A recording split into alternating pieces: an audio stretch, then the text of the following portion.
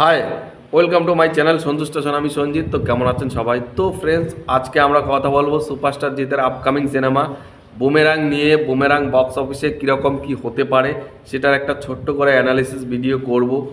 তো দেখুন, আমি জানি অনেকের অনেক দর্শকের মন ভেঙে যাবে এই কথাগুলো বললে, তবে আমি কিছু লক্ষ্য করছি বা বাস্তব কিছু ঘটনা যেগুলো আমি সত্যি বলতে আমি ভবিষ্যৎ দেখতে পারছি যে এই ঘটনাগুলো হতে পারে। না, আমি কোনো জ্যোতিষী না, আমি কোনো সায়েন্টিস্ট না যে ভবিষ্যৎ বলতে পারবো। জাস্ট কিছু ব্যাপার, কিছু রিজন থেকে এগুলো মনে হচ্ছে।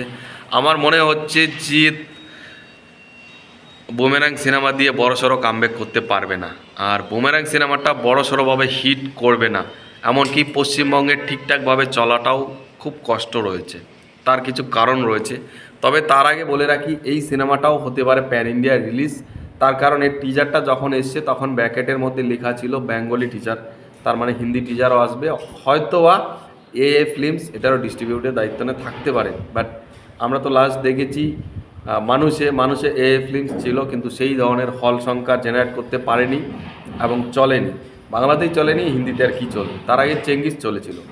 এবার বুমেরাং বুমেরাং যে একটা নতুন একটা জানার নিয়ে কাজ করার চেষ্টা করছে, সাইফাই, এই ব্যাপারটা বাংলাতে একদমই নতুন। আর নতুন বলতে দর্শকরা এটা কীভাবে নেবে, আমার তো মানে এর টিজার যেটা এসছে, টিজারটা ভালো লেগেছে। বাট একদম যে মুগ্ধ হওয়ার মতো কিছু, সেই ধরনের কিছু কিছু কিন্তু ছিল না। আমি এইগুলো বাস্তব কথা বলছি, আপনাদের তেতো লাগতে পারে, বাট সত্যি কথাই বলছি যে বুমেরাং সিনেমাটা বড় বক্স অফিস নাম্বার বের করা খুব কঠিন রয়েছে। প্রথমত, জিতকে এই ধরনেরভাবে কেউ দেখেনি। জিতকে অ্যাকশন রূপেই বেশি দেখতে পছন্দ করে। তার উপরে এরকম সাইফাই, এরকম রবট সিস্টেম সিনেমা বাংলাতে হয়নি।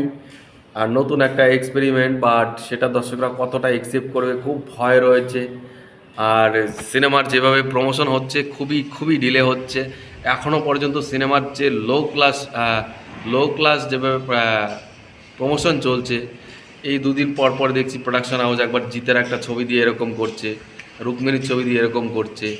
প্রমোশনে একদমই কাঁচা। জিৎ ফিল্ম ওয়ার্কস বড় সরি বড় সিনেমা নির্মাণ করে, কিন্তু প্রমোশন একদমই করতে পারে না।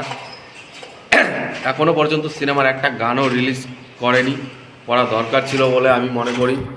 সাউথের সিনেমাগুলো কতদিন আগে থেকে প্রমোশন করে, এরা কেন করে না আমি বুঝি না। আর তারপর যেই কারণটা বলবো সেটা হলো সৌভিক কুণ্ডু ডিরেক্টর। সৌভিক কুণ্ডু এর আগে যে সিনেমাগুলো করেছে, আয় কুকু আয়, সুইজারল্যান্ড, কোনো সিনেমায় up to the mark box office এনে দিতে পারেনি। সেখান থেকে দাঁড়িয়ে তার এই সিনেমা কতটা কি করবে, খুব চাপ রয়েছে। আর আমি বলবো জিদ্দাকে, যাই না এটা আমার ছোটো মুখে বড় কথা বলা হয়ে যাবে, জিদ্দা এই সব ডিরেক্টরের থেকে একটু দূরে থাকা উচিত। কারণ যেরকম এই যে মানুষ সিনেমা করেছে, বাংলাদেশের ডিরেক্টরকে নিয়ে একদমই চলেনি। এই সৌভিক কুণ্ডুকে নিয়ে কাজ করছে। আমার মনে হয় বড় বড় ডিরেক্টর, মাস টাইপ যারা সিনেমা বানায়, যাদের নামে সিনেমা চলে, তাদের সঙ্গে একটু কাজ করা উচিত। জিদ্দার মার্কেটটা পড়ে যাচ্ছে। আজকে দেখুন, এইভাবে যদি মার্কেট পড়তে থাকে, জিদ্দার ফ্যান ক্লাব, জিদ্দার ফ্যান্স, সেগুলো কিন্তু কমতে থাকবে। সত্যি কথা এটা। আগে দেখবেন জিদ্দার ফ্যান ক্লাবগুলো যেভাবে অ্যাক্টিভ ছিল সোশ্যাল মিডিয়ায়, এখন কিন্তু নেই, অনেকটাই কমে গেছে। যাদের ফলোয়ার 6 লাখ 7 লাখ পর্যন্ত রয়েছে জিদ্দার ফ্যান ক্লাবগুলো, সেগুলোতে কোনো কিছু পোস্ট করলে এখন রিচ আসছে না, ভিউজ আসছে না, এমনকি লাইক কমেন্ট শেয়ার কিছুই হচ্ছে না, খুব কম হচ্ছে। তার কিছু কারণ রয়েছে, সেটা হলো ব্যক্তিগতভাবে জিদ্দা সোশ্যাল মিডিয়ায় অ্যাক্টিভ না, এটা তো রয়েছেই। পাশাপাশি সিনেমা হিট দিতে পারছে না। বড় সিনেমা যদি হিট না দিতে পারে, যদি স্টার আলোচনায় শীর্ষে না থাকে, তাহলে কোথাও গিয়ে দর্শকরা বা তার ফ্যান ক্লাবরাও একটু মনমরা হয়ে যায় যে বারবার আশা করে থাকি বড় কিছু হবে, সিনেমা হলে আসলে সিনেমা হিট করে না। তাই হাটকে কিছু করা উচিত।